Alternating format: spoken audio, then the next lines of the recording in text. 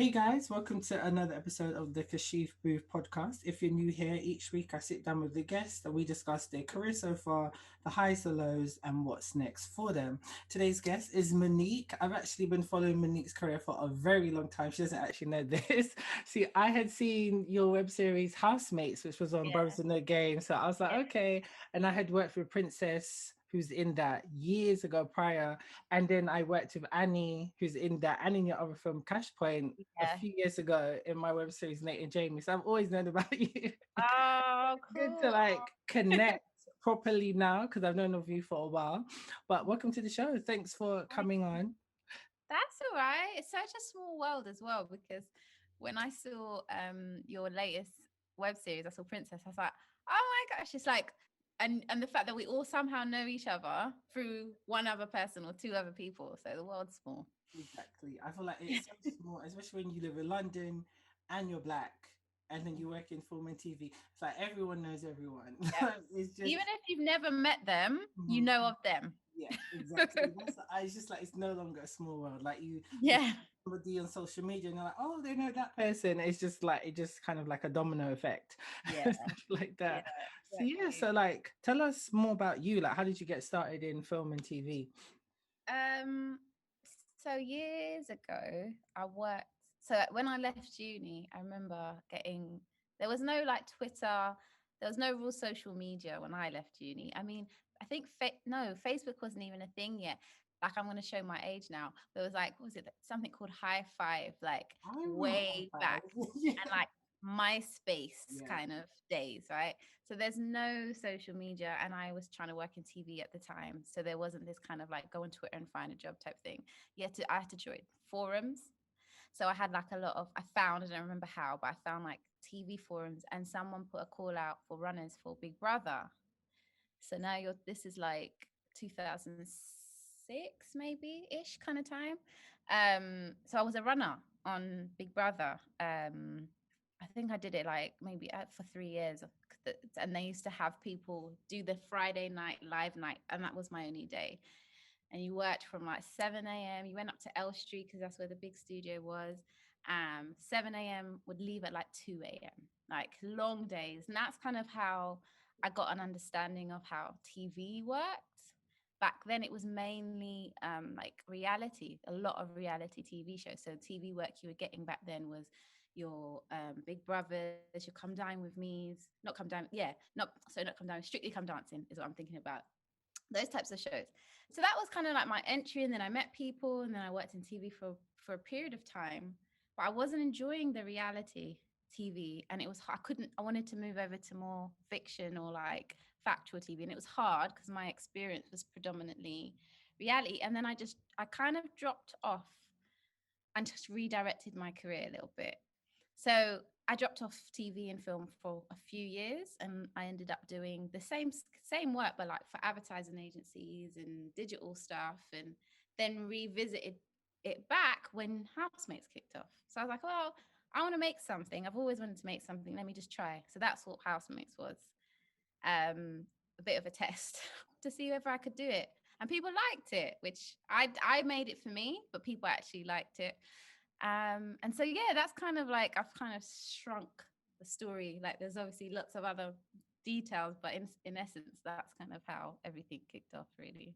That's really good, and that's similar to my journey as well. Like I think talking to a lot of black creatives for this first season, a lot of us have had the exact same experience where we've worked in film and TV, and then we just kind of had enough of it, or we Yeah, just wanted to do yeah, something different, or actually fulfill our purpose and our drive and yeah, passion doing it ourselves. Because yeah, like when you get into film and TV, they tell you this is the one way you're doing it. There's no other option, and it's like no, there really isn't. Because a lot of the time, when you see directors who come into production companies, they've been brought on because of the body of work they've done yeah, outside of working up. I've not met any director who's worked from like a floor runner to work all the way up to produce yeah, directing yeah, content. I've never seen that. yeah. So yeah, so I think that's a really good journey and stuff like that. So what made you kind of come up with Housemates? What was the inspiration behind that web series? So it would have been like this was at 2013. Wow, 2013. That feels so long ago. Oh my gosh. 2013 is when I kicked it off. It was because I lived at uni, I lived in a house with five girls. And it was one of the best years of my kind of like if I think of my parts of my years that I really enjoyed. It was one of that year was a great year. It was like you weren't living at home, you got to live with your friends. My uni was down the road. It was like I was in this bubble. But in the bubble, there was just so many dramas that kind of existed in that space because yes, you're all friends. There's one thing being friends with people, and then living with people is a very different thing. So it was just inspired about the characters were developed off the back of real people. I exaggerated them well, for the purpose of entertainment. But it was inspired by this experience of living at uni and what does that look like um, on a scenario basis. I was inspired a little bit by sitcom style, like old sitcom, where something would be, you know, the running story. Like if I think of Girlfriends, for example, Girlfriends, the running story is the relationship amongst these women. However, each episode focuses on a scenario for that episode, explores it, but adds to the bigger story. That was kind of the inspiration behind that. Um, but I didn't even know like where to find money from, so I just kind of made it myself. I wrote them, I produced them. On one of the episodes I had to do the sound because our sound guy felt like, you know, dropped out last minute. So that was one of the most stressful projects I'd ever worked on because I had to do everything. And I said, I vowed after that, I was like, you know what, I'm not doing that again, because doing everything just means the project is okay, rather than if I focus on the bit that I can do and bring someone on, then we can make something amazing. I agree. I agree. Because I did that as well for my series, Nate and Jamie and Imperfect. I did everything. You know, I was the writer, producer, director, production manager, and it's stressful. You Yeah. can't wear multiple hats and think that you're going to get a high end production at the end of it. No. It's just not going to happen. You need, I mean, shout out to the people who are multi hyphenate and they can do everything, but that's not me. I'd Yeah. rather hire people or get people who are really talented as a DP director and bring them on and actually do that because that will bring out the best of your projects. I totally understand that. And I want to ask you as also because I've seen Cash Point and I found that hilarious, especially the twist at the end.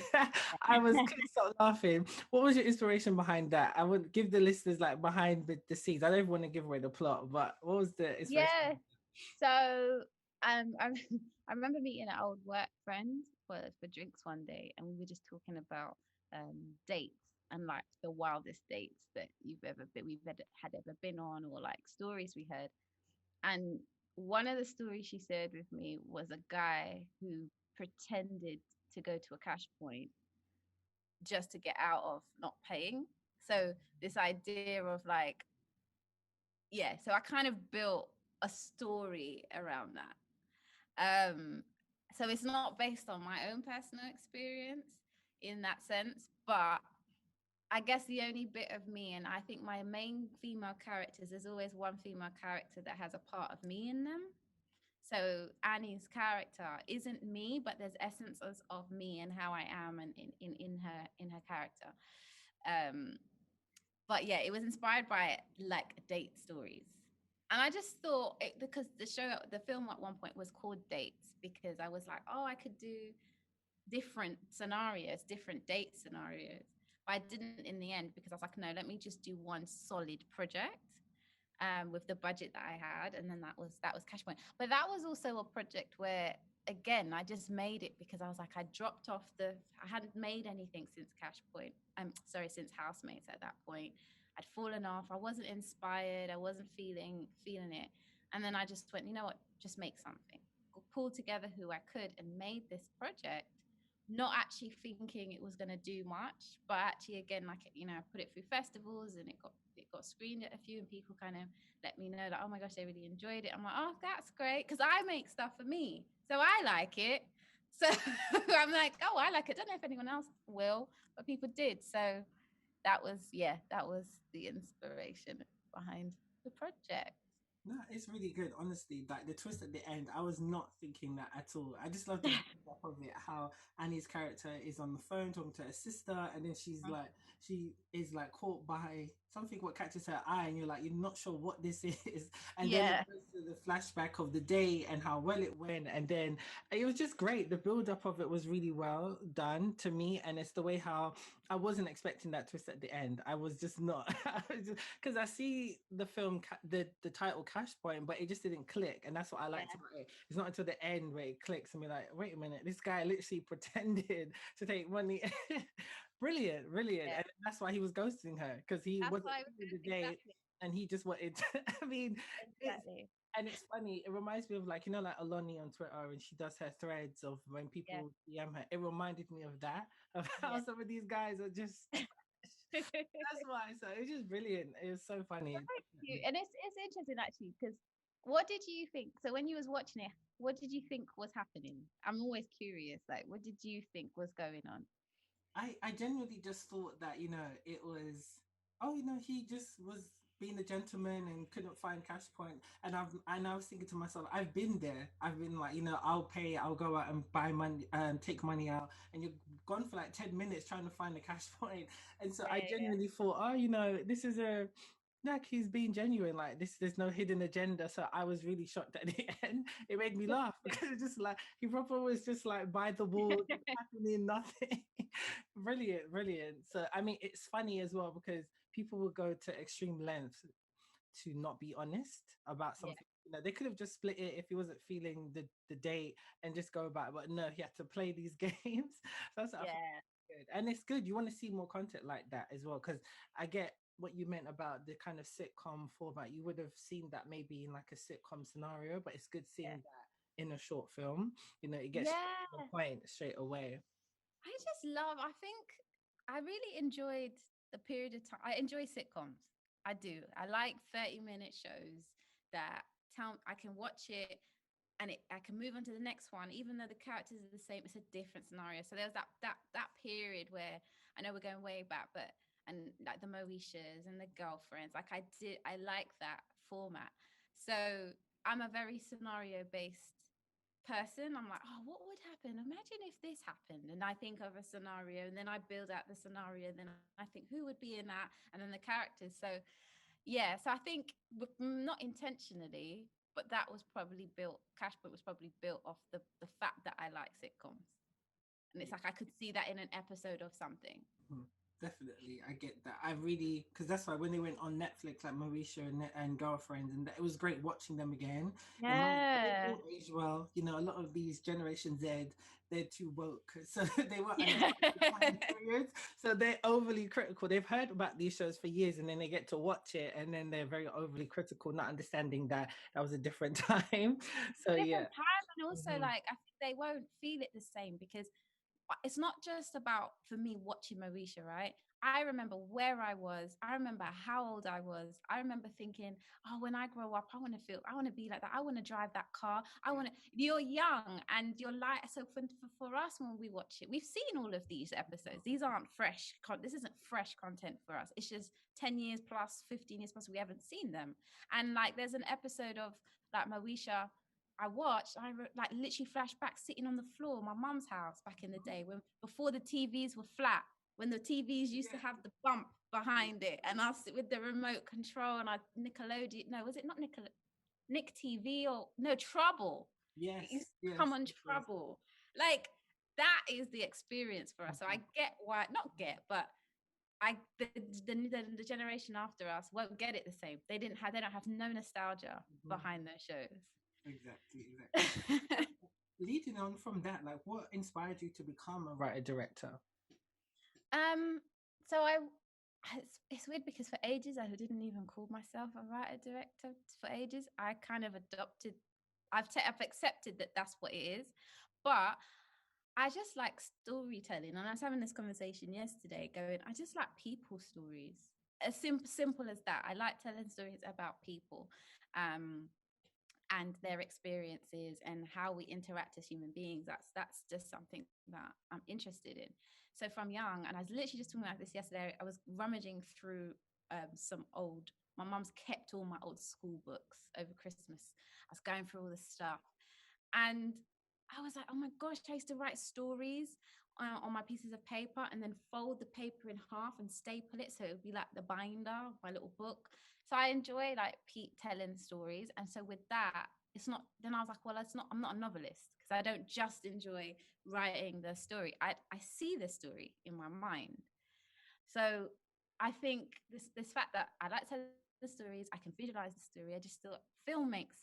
This is what years ago film and TV makes sense to me. So there was no I woke up and goes, I'm gonna be a director, or it wasn't like some people tell that story of when they were a kid and they watched a certain film, they wanted to be like, I don't know, David Fincher, or they wanted to be like throwing directors that I've just at the top of Scorsese. For they like I didn't have that. I just knew I wanted to tell stories. I didn't really know how to do that. And then after the fact, I learned about all these films and all of these people and the directors that were, are deemed like the best directors in the world. And as I'm learning and reading their stories, I'm like, oh, that's what I like doing. Because that's how I feel as well. Because sometimes I've done interviews and they're always asking me, um, so what inspired you to get into this, or who do you look up to, or blah. And it's like I struggle so hard with those answers Mm, because I just enjoy telling stories.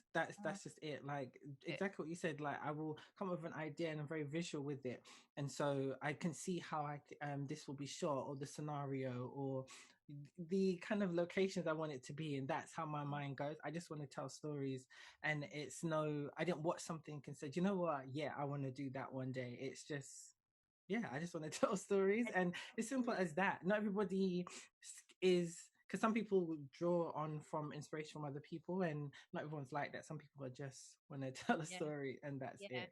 That's really That good to hear. exactly. The one thing though I would say that now that I have gone on this journey, I do like if I was gonna be planning my career back then, which I'm glad I didn't because I wouldn't have got to where I got to. But in hindsight, if this film world was clearer to me, because I grew up, no one in my immediate family did this. I had to figure out how the connects and how to do it all. I love cinematography. I adore it. I love it. I watch films sometimes without even paying attention to the dialogue and just pay attention to the cinematography to see what that's telling me and what feeling and what mood it's creating.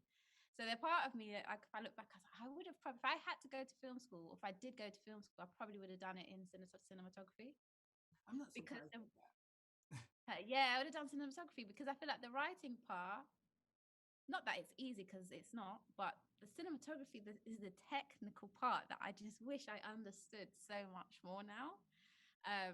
But I'm able, because I know what I want. If I work with a good DOP, then they can get what I'm trying. So Mum Me, for example, like the DOP on that Simonia, she was like, I felt like we were so in sync that I could just let her be because she just knew what I wanted. And at one point on, oh, I don't know, we can go into that afterwards. I can give you stories on Mummy set. Because there was like, but I'll save that. Because like from our conversation last week, like I could tell you're very technical and you know what you want visually, and that's really good to hear. Because sometimes I've worked with some directors and whew, they don't know what they want, or them and the DP are clashing and they're not in sync like that. And so it is really good to know a director who is basically like a shooting director, because that to me enhances the quality of the film you want to make. That's Yeah, my personal experience. That's what I've seen. Like when you've got a shooting director, they really know the ins and out of cinematography, and then that reflects better on screen. That's how yeah. I've always seen it, and that's really good to hear. Really good. But you never know. Like you could just start doing some more cinematography stuff. I Like it's know. never too I late. love it. Never I too love late. it. That's why there's like when people say you're a writer director, I'm like, yeah. I'll be honest with you. The intention was never to be a writer because as much as I like storytelling, I write because I have to. There come a point where I'm just like, can I get a writer to write this concept, and then we make this film. Um, but yeah, so yeah, I totally understand that, because when I first started decided to make my own content, I was like, okay, well, I can't get anybody, I don't know anyone, so I've got to write everything, produce it and stuff mm, like that. So now I'm figuring out what I'm want to do. You know, do I want to produce? So I just kind of focus on producing because that's Yeah. easy. And then everyone else is like, you need to start writing again. You need to start writing again. It's like I haven't written anything in almost 3 years because I don't know if I enjoy it. I wrote it so that I could make it and Okay. build up my portfolio. I directed because I just had to do it. I don't know if I have a passion for that. So it's Yeah. really about finding your passion. But I think sometimes within this industry, you know, you're told you need to find out what you're supposed to do straight away, or you're not, it's going to halt your career or Yeah. how far you go. But it's like, yeah, but it's never too late. It's never too late. I always use Ava DuVernay as an example. She didn't start directing until her 30s. So Yeah. yeah, Yeah. it's For never sure. too late. So yeah, you could do cinematography. You never know. It could be the first, you're just saying it now, and the next minute, I the know. exactly. So like when you look back at your career, what's like one of the hardest thing or biggest thing you've learned like to get to where you are now? Mm, biggest thing. The that you can't actually please everybody, which is it's that's a character trait now in me, in that, like, not that I need everyone to like what I do or like me, but like when I was younger, I used to take criticism to heart. Like if you were criticizing some piece of my work, you might as well be cussing my mum. Like it was like, or you're cussing someone in my family, and it would cut me. And I had to learn. And I remember my mum used to always tell me, "You can never take criticism." So I had to learn actually to separate criticism on a piece of work, and it has nothing to do with you as a person or your character. So that's great in theory when you're thinking about you as an individual. So if you're, you know, you've done some homework at school and you get criticized, it's not about you. It's when you start creating work and you actually put your like blood, sweat, and tears into a project that you love, and then the world criticizes. It's not easy to deal with that. It's actually quite hard. YouTube is a lovely place, but it can also be a horrid place because people have no filter when it comes to when they don't like something. They won't just say they don't like something. They will, it's like they go for the jugular with the comments, or like just in the internet space. So, and thankfully I haven't had anything really extreme, but the idea of putting my work out for the world to almost judge me, that's hard. That's a hard thing. And I've had to learn actually how to kind of overcome that and actually separate criticism of my work versus criticism of me. They're two very different things I have to separate. Otherwise, I won't do anything again. Because what will happen is I'll be like, oh, everybody hates it. Oh, I'm not going to make anything anymore. Ah. So I have to keep the two separate. And that's had been a really big lesson. I remember when I submitted Cash Point for film festivals and I got my first rejection, that knocked me for six for at least a month. Oh, they hate it. Oh, the movie's crap. Oh, I need to edit it again. But actually, no, these guys just didn't like it. Someone else will like it. That's really good to hear because I had the exact same thing when you put stuff on YouTube or you get feedback from some people and they criticize your work. And sometimes I think some people are overly critical unnecessarily. Um, Instead of critiquing the content, you're criticizing something which I can't control. And so that's where the difference is. And then you always get the people who think they know so much about the industry giving you unsolicited advice. And Yeah, it's like, wait a minute, like you don't understand the blood, sweat, and tears that went into this. I understand you're just watching it as a consumer, but you don't understand, like, yo, I don't have £10,000 to make this. I had to do this yeah, with the little budget I could come up with. So, but I yeah, think that's a really good point because they will say people always say creatives are very sensitive, and we are sensitive. But it's our these projects are our children. So you yeah, insult the yeah, project, it's like you're insulting me. If we get a rejection from a festival, it's like you're rejecting me. yeah, It just comes with it. But it's just like when I speak to actors, they always say they're just used to rejection. You know, it comes with the industry, and then after a while, you just kind of gain tough skin. yeah, But now you can look back at Cash Point and see, well, look, it got into all of those festivals. And correct me if I'm wrong, didn't it go on Black and Sexy TV? yeah. So And it that's did. a huge Yeah, platform. So yeah, so it led to that good point.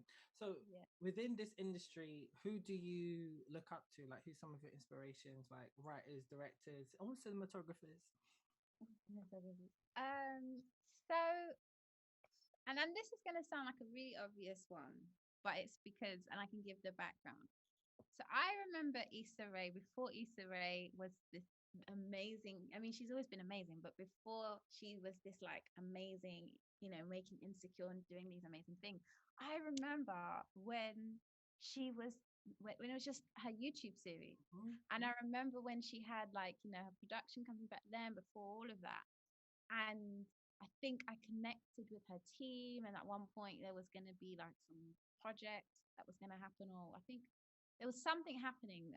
Now we're in 2010-ish kind of time, and everything went on a hold. And I was like, oh man, I've missed my opportunity. I missed the timeline, only to later on find out it's because the series got picked up and that transitioned to her career. And I remember when she came to London and she did a talk in this really small like venue down in, I think, Old Street or Shoreditch somewhere, and was chatting in this room. And I look at her as someone, especially Issa, where it was like you started with web series, you've developed your career. She is a regular person, but back then you literally was a regular person making stuff, and you've been able to kind of grow your career in this way. For me, that's amazing to have watched.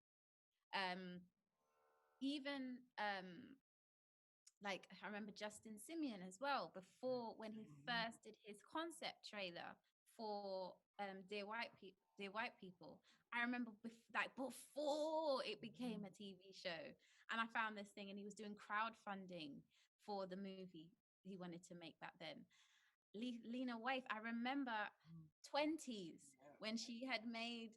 So I watched those three in particular, and obviously, yeah, those three in particular, and I just watched their careers and how they've grown, and it makes things seem possible because everyone else that you've ever, if I think about film, they're they're film directors that they've been around for so long, they've always been at the top. Yes. So inspiration for me, I don't really care if you're at the top of your game. That's not inspiring, that you're Hollywood level and you're doing amazing stuff because you're at this level and you've got the 10 million pound budgets. That's not the inspiring. I like journeys. And I got to watch Issa's journey. Even obviously I don't know them personally, but we got to watch, if you knew them, Issa's journey from the beginning, Justin's journey from the beginning, Lena's journey from the beginning, to see what they've achieved. And it's inspiring to watch, to have watched. And I'm very grateful that I knew of them before, that I got to kind of go through that experience and journey. I agree. And I think when I look at their journey, it kind of shows me how the industry in America is set up for people to win. And I think that helps the trajectory of your career completely different. Because in 2019, I've said this a couple of times now, but I keep saying it. In 2019, I did a lot of traveling to America and attended a lot of different film festivals over there, and just saw the difference of how they move. Like, the American dream is real, okay? And the Black Hollywood industry is so real. And it's like everybody is really there to network and really take their career to the next level. And you see that through the talks and conversations you have with people, and then understanding how big the web series market over there is crazy. So crazy. I met this guy called Dewey Gerard, and he won the American Black Film Festival in 2017, I think. And then his web Okay. series, what was it called? I can't remember. And then once he won it, he said that he had like a battle between HBO and BET to put his Right. web series on their platform. He said he went with BET because they had the better deal. Then he came Yeah. back again in 2019 with a complete different web series. He didn't win that time, but then Issa Rae's production company picked it up later on, and Mm, it went on her YouTube channel. And then he got nominated for an Emmy, because the Emmys have a whole category for web yeah. series. The Yeah. BAFTAs over here don't have that. There Yeah. could be a lot more people who, like you and I, who've done web series and do online content. We could actually have a leg up in the industry in the UK if they actually looked at that market. And that's the difference. So to see Lena Waithe and Justin and Issa go from YouTube and then to go straight to where they are now, where it's funny, all of the concept shows they did all ended up on TV at whatever Yeah. time eventually, and that's what it Yeah. is. So Yeah. I don't know. I just think us as creatives, we should just really start looking outside of the UK as well. Like it's great, but I think start looking at those other markets because Yeah. when I found out about Berlin Festival, it's huge over there, web series, even in Brazil. Because I Mm. spoke to, you know, Johnny Salmon, like who Yeah. did Dreaming Whilst Black. Like he told me there's a massive award show in Brazil. And he said, like, you would think it's funded by Netflix, some of the content they're doing. So yeah, Mm. everywhere else is like just steamrolling ahead, and we're just like No, behind. it's such a like that's I battle with that, and it bothers me because I'm so I'm all about, like I said, I'm all about people stories, but I'm also about generational stories, right? And the impact that I'm always I always talk about, like in my friendship groups, and I want to be able to do something with this through my work, but I always talk about the generation before, and my grandparents' generation who came in the 60s from Jamaica and worked their butts off and did what they did to build a London that I'm reaping some serious rewards off their effort and off their struggles. And it annoys me at the fact that we're still at a time where I have to leave this country to be successful when actually blood, sweat, and tears from just even my family alone, my one family, and then you think about all the families, black families that are in this country. So much work has gone into it, but yet it still must feels like we're still not accepted, but it's like we get given justice, Yeah. just Small, enough, smallest amount. just give you just enough, and we feel like we've done that, and it's enough now for Mm, 2020, or it's enough now for 2021. And I mean, don't get me wrong, it's definitely better oh yeah. than years ago, because I'm so proud when I see, like, your cinema films, when they that's usually how I All the know smart art some you've got actor's out been all the time. casted, or someone's got a deal with, or like Sheila Naughtley got her deal with Sky One. Mm, Like, I was so excited for her. Like, it's not even my deal, but I was so excited for her. So to see all of that, it's great. But to your point, yeah, the way we're set up, and the way that the guys across the ocean are set up, I do sometimes think, damn, was I born in the right country for what I'm trying to do? yeah. Because I'm seeing a change in where the industry is going in this country, and I'm seeing it. A lot of my peers right now got some exclusives as well already, taping Mm, this first season, or some people getting really amazing deals, and I'm seeing it slowly happen. Like, okay, you're commissioning a pilot.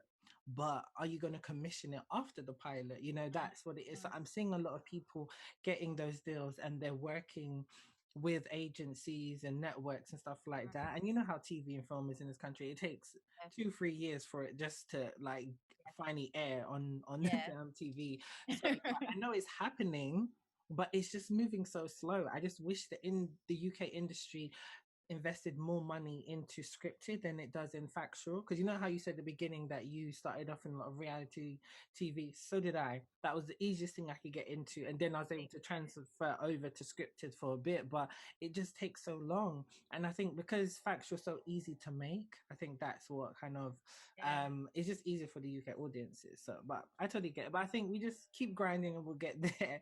So yeah. exactly. So to getting wrapping up soon, like what would you say is the best advice you've been given? Um, Funny enough, it's a friend of mine. Around the time when Issa's web series was out, I had a friend, and I was like, I really want to make some stuff, and I don't know how to do it. I had a camera, because I remember, because when I used to work in TV, I used to work with producer directors, and this was, I'm showing my age again. They had these Sony cameras that were actually needed tape. This was before Mm, digital, it was physical tape. And when I worked on Come Dine With Me, can say this now because it's many years later, but what I used to do is I used to look after all the tapes and switch the tapes out. And when I'd come home from a shoot, I'd be left with blanks, but no one would ever ask me for these tapes. So I would just keep them. Like, I swear I have about 20 tapes combined from different production houses that I worked for. And I had this camera and I had these tapes. And I remember saying to my friend, I really want to make stuff, but I don't really know how to do it. And I think I was trying to like get into TV, the BBC ones, twos, threes, and fours, because web series was a new concept back at the time. And my friend had said to me, well, why are you trying to do things the way everyone does things? Like, and then he referenced Issa and he talked about the web series. He's like, you have to sometimes if you can't make it through that way, or something's oversaturated, try and do something different, come at this completely differently. Because if you're trying to go for the channel fours, those rejections are going to knock you back to a point where actually you won't want to do it anymore. So is it, and the question was, is it validation you're looking for? Are you looking for like top tier mainstream channel BAFTA level validation, or is it about the work?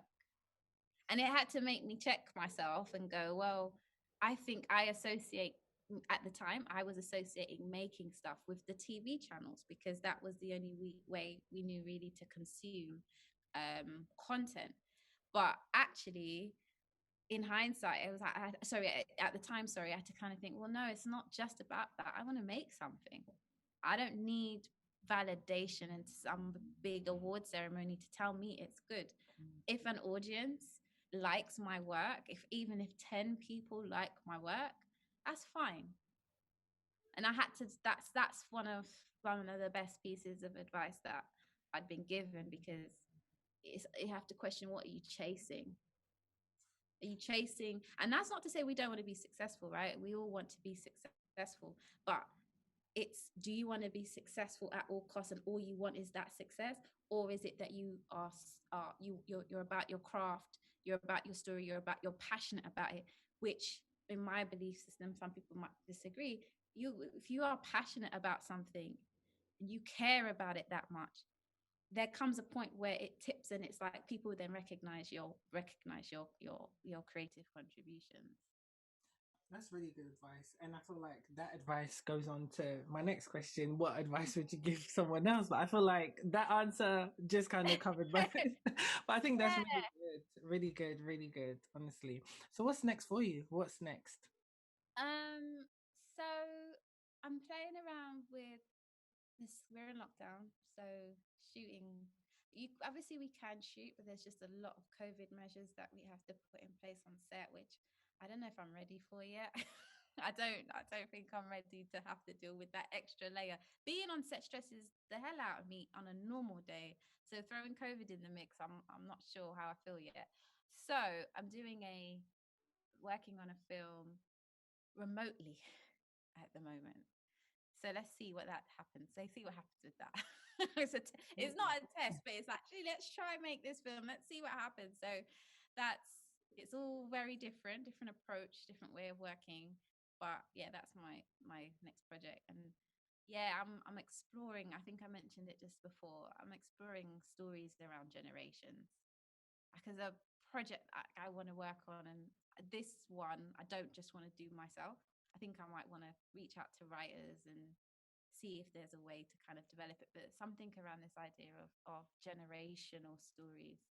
um but yeah, I don't know, I haven't fleshed that out yet, but yeah, if anyone wants to work with me on anything, that would be probably the project that I would love to collaborate with people on. I don't know, it's a new thought, but yeah, so that's me at the moment. And where can people find you on like social media or your past work, like Housemates? Uh, so my social handles on everything is Getneeks, and my website is getneeks.com. www.getneeks.com. So I try to keep it simple. That way I don't have different handles and different things for different things. So yeah, it's Getneeks on all handles. Great. Well, thank you for coming on, Monique. It was great. I feel like we had a great conversation. Hope these guys listening were inspired. I feel like it was a really inspiring conversation. And yeah, so thanks, guys, for listening. Follow me on social media at Kashif Booth or Kashif Booth Entertainment or the Kashif Booth Podcast. So many social media handles to remember. But you always can find me easily. And yeah, stay tuned for new episodes coming soon.